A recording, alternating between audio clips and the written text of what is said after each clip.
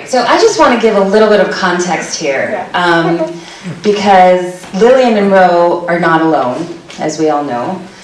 Today there's 11.5 million undocumented immigrants in this country.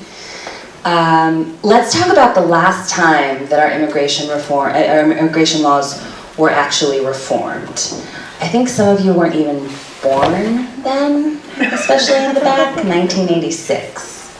I don't know if you guys remember what was happening in 1986. For me, I was in 3rd grade and the Challenger exploded. That's my cultural reference for 1986. That was the last time our country reformed its immigration laws. We didn't have computers. We didn't have email. We definitely didn't have DNA collections and all that kind of stuff that's happening right now, right? So when we say our immigration laws are broken, they truly are. They are so antiquated that folks, even if they have a right, quote unquote, to be in this country, have to wait decades in order for it to do so. In 1986, when the laws were reformed, there was about 5 million undocumented immigrants. And at this time, it was, I'm sure many of you remember, especially if you're part of an interfaith group, when the United States was responsible for destabilizing many of the governments in Central America. And we saw folks from Nicaragua and from Central America start asking for asylum. And religious leaders on the border created what was known then as the sanctuary movement, basically saying, if we're responsible for these people leaving their countries because of the violence that we've inflicted, we have to be responsible on the receiving end too. And this was also at the time when the Republican Party was led by Ronald Reagan, who had a completely different vision of what immigration was, quite frankly, of what America was, than the current extreme voices that I would say dominate the Republican Party now. What Ronald Reagan did was say, okay, we have these 5 million people, we're going to create an amnesty. That's where the Reagan amnesty comes from. And what the Reagan amnesty did was give 3 million of those people, 3 million, because not all of them were able, a path to citizenship, right? So if you were coming from Nicaragua for these particular reasons, every single time that we think about comprehensive immigration reform or immigration reform period, we start kind of creating these checklists of who the desirable people are to let in and who the undesirable people are to let in. But in this case, it was mostly focused on these Central Americans that had fled violence and couldn't go back. So 3 million people get on a path to citizenship. This leaves 2 million without papers. So those 2 million are still here, right? And, well, now, today are still here. But what he did was fix, in quotes, the undocumented folks, the 5 million, by helping 3 million, and then pour a lot of money onto the border, right? This is also when we start hearing about border security, border security, border security. So eventually, essentially trapping the 2 million folks that were here without papers and anybody else that came to work into the country. It used to be we didn't have that many undocumented immigrants because you could go to Mexico and you could come back. You could come work and then you could go back. We put so much money on the border that we essentially trapped folks into never being able to be going back home, right? The problem continues. The problem starts to grow again in the sense that undocumented immigrants continue to come. Why? We need them. Period. Right? There's only 500,000 visas that we give a year for low-income or non-college graduates to come to this country. That's not even one farm in one season in California of what we need, right? So it is not rocket science. Folks come for a better life, for jobs that Americans do not do, etc. So Reagan passes the amnesty, 1986, happens 87, 88, 89, our businesses keep growing, our industries keep growing, all this stuff starts, we keep thriving as a country, and therefore we need the workforce to do that. They come in, it's harder to leave, and flash forward to now, we're at 11.5 million people who have no papers. The responsibility of immigration lies solely in the federal government. Right? Who is a citizen and who is not can only be decided by the federal government. Why? Think about when our founders It made, these laws. Would you want, I don't know, I hate if anybody hears from a state I'm going to mention, but would you want Alabama, for example, to decide who's a citizen and who's not a citizen? No, right? This has to be a national thing. So immigration policy is national immigration policy. But because the issue has been so polarized and so taken, case in point, the President of the United States, it is completely at a standstill in Washington, D.C. And so what happens? States have to deal with the lack of action on immigration reform at the national level by having populations that they would like to know who they are, they would like for them to follow, to be able to do what all of us do, but they're undocumented. It's not good for their public safety when they don't know that, who's living. It just creates this huge mess and has left a void where, frankly, nationalist, racist, anti-immigrant voices have started filling, right? And for me, it's something that's so interesting because there's a lot of issues that are really polarizing in politics today, right? I think all issues are really polarizing in politics today, but this is one that literally we all have in common, right? Unless you're an African American and your ancestors were brought as slaves, every single one of our families, whether it's one generation or 5 generations or 15 generations, has immigrated to this country because that is how this country started. Let me give you some numbers that I think are really, really interesting and I think really might change the way that you see this population. So as I said, we have 11.5 million folks that are living here without papers. And without any way, there is no line. This whole why don't they get in? There is no line. There is no way for people to regularize their status. If they come out and say, fine, I'll go back to my country and I'll try for my country. If you've lived in this country for over a month, I think it's over a month, without papers, you're barred 3 years from re-entering. If you've lived here for over 6 months, you're barred 10 years. So you're a mother, like Lillian, with a 3-year-old and a 1-year-old. And you're up to here because you can't do anything to stay with them and to feel that sense of stability. So you volunteer and you say, fine, I will go back to Guatemala if that's what you think is the right thing for me to do and come back. Off the bat, you will be separated from your children for a decade. Off the bat. Then add the additional wait time. The average wait time for somebody, a US citizen parent, has a 18-year-old, 19-year-old living in Mexico. They can petition them. It'll take over 20 years for that family to be reunited. The system is broken. In our immigration courts alone, there's over 1 million cases on backlog. Backlog, right? So 2/3 of the people that are here without papers have been here for over a decade.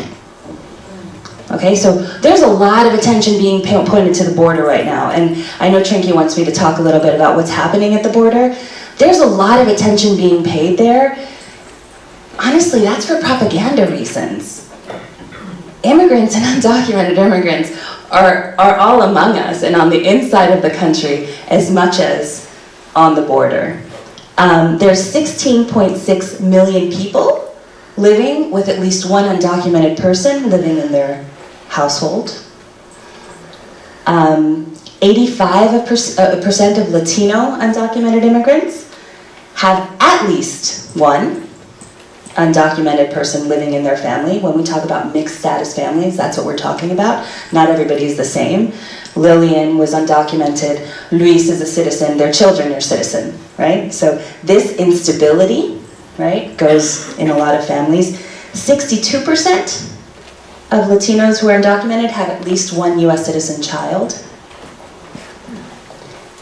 40% of the people that are undocumented, you would think this was completely different, right? Like right now you turn on the news and you say, oh, all the people that are here without papers, they're crossing the border. 40% of them came on an airplane and overstayed their visa.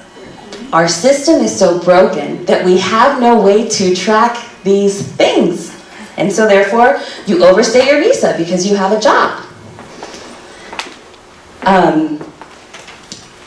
the amount of visas and the amount of lawful entry to this country that we give are completely under the necessity that we have, right? What I told you about 500,000 low-skilled worker visas. There are, oh, sorry, I even messed up. It's 5,000. We give 5,000 immigrant visas a year in the United States of America for immigrants that do not have a college education. 90% of farm workers in California are undocumented. We only get 5,000, right? There are 500,000 visas for family sponsorship. So the ones I told you about before, right?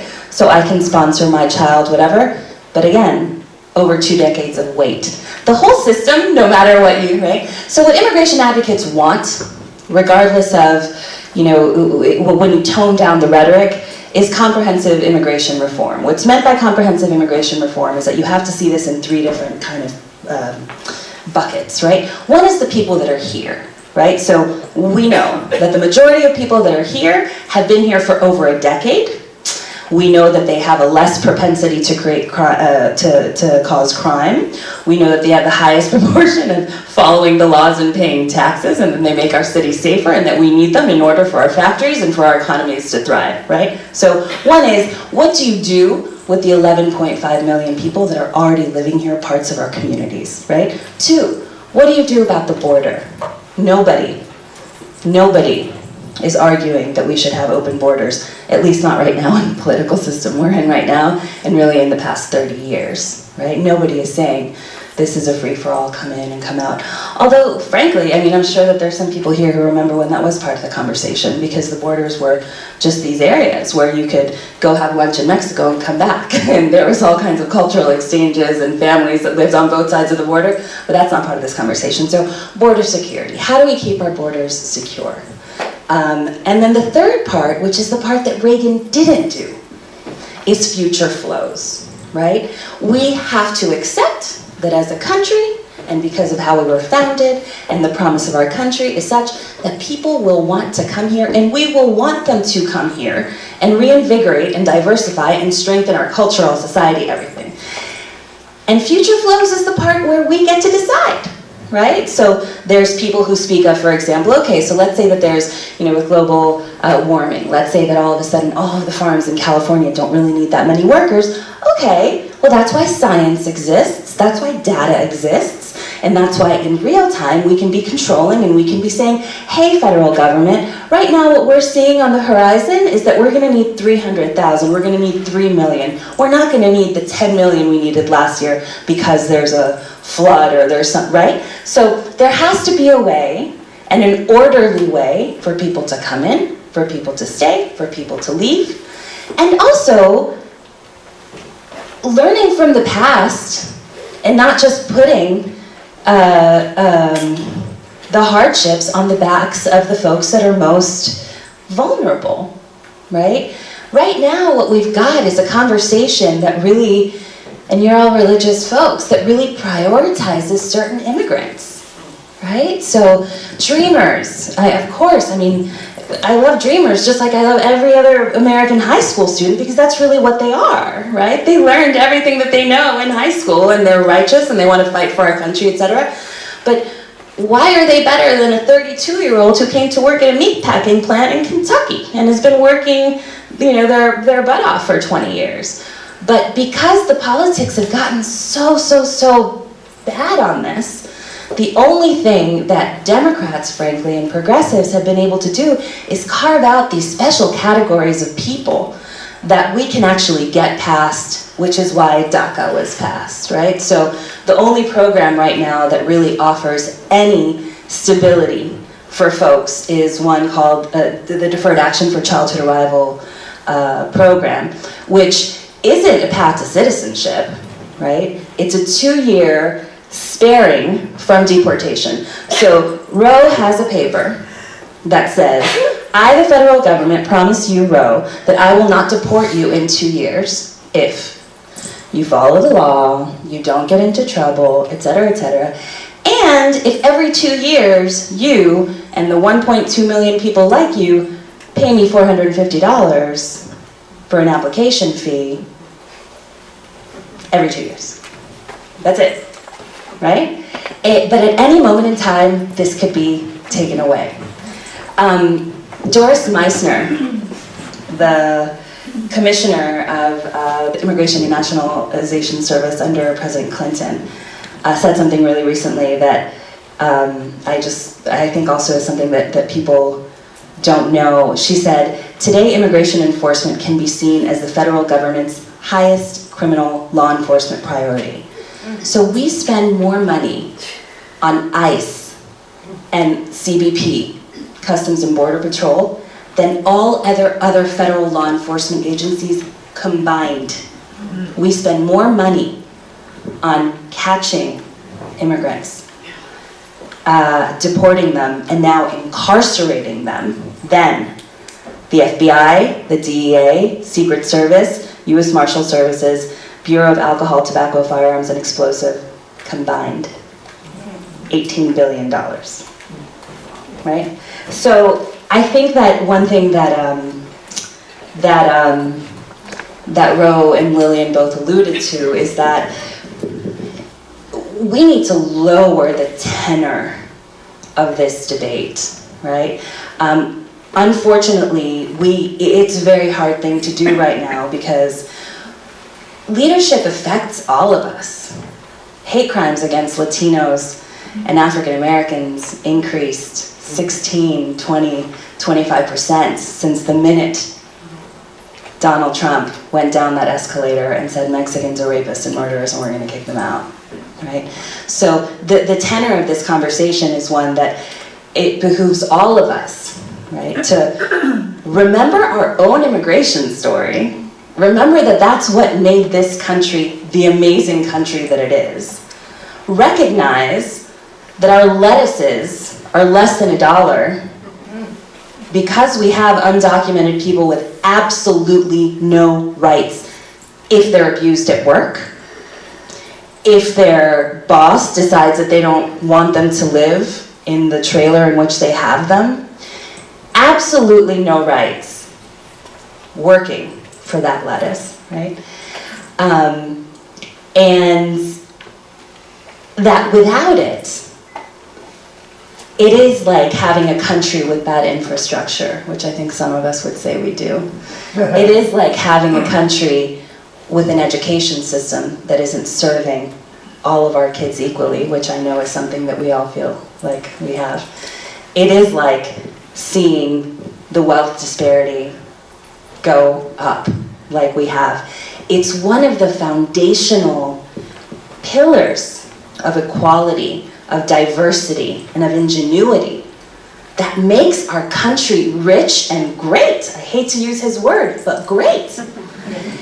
And if we don't start seeing it as such, if you don't start voting and your friends and neighbors start voting, just like you go and complain about education, complaining about the fact that we don't have enough talent coming into this country to make new things. I don't know if you guys read, but last week over 400 university presidents filed an amicus brief in the Supreme Court case for DACA because not enough foreign students are applying to our universities, right? We need more people, right?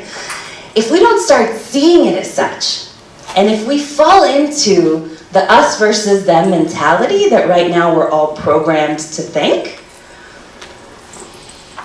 folks like Lillian, folks like Ro, folks like many people you see on a day-to-day basis that you would not know are going to continue to be stifled.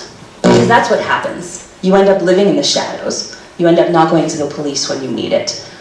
The whole psyche and the whole psychological oppression of this has gone on for over 30 years. And I think it's time for reasonable folks that might not have come out on this issue as strongly before to see what's happening. And one other thing that I'll add is one of the reasons why we're seeing so many injustices with ICE is because unlike other courts as well, and in the immigration courts, is because unlike our police departments, there's no accountability in ICE. They're under the Department of Justice, which, as you guys know, is extremely politicized at the moment. So right now, for example, I'm working with the Brooklyn Defender Services, which is one of the largest nonprofits in the United States, but they're made up of public defenders. And the reason why I'm working with them is because they were the first in the nation to provide universal representation for all immigrants.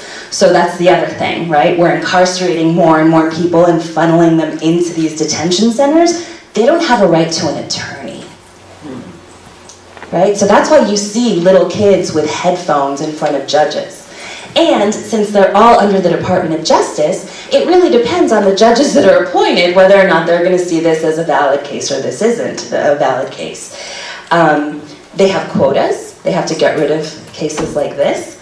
And you go to immigration court. I encourage you to follow my Twitter. I go to immigration court once a week, and I'm just reporting on what I'm seeing. You go to an immigration court in places like New York, for example, and they don't even bring them in. They can't even talk to the free attorney that's there. You see them on a TV screen. So imagine you're a person, disappeared. There is no end to your detention. Unlike criminal law, where, okay, you get a felony, whatever, so you're in jail for 10 years, or the judge rules. Here, it's indefinite. Indefinite. Until someone remembers you, until someone finds you inside, right? So you're locked up. They wear the same things that folks that have committed very serious crimes wear, so, orange jumpsuits. When they walk them around, they're shackled in their waists and their wrists. The guards have guns, and they sit them in a cage, turn on a monitor, and have them watch the judgment of their lives. They don't understand a word. Most of the times there's no translators, right? You have to ask who this is benefiting. It's definitely not justice. And it's definitely detrimental to who we are as a country, not only to our safety, not only to our economy, but to our roots, to our inception, and I think to our spirit, right? So I'm sorry, I hate giving these speeches because it's just depressing. It's a really, really, really, really depressing world right now. But I think unless or until the average American sees this as cut and dry as every person deserves an education, whether they be rich or poor, right? Every person deserves a shot at at the opportunities that this country gave our ancestors, and therefore I am here. Until we make that click, I don't see how it changes. And the click is with folks like you. I'm making a lot of assumptions in the like you, and I want to be conscious of that. But it really is, right? We're here.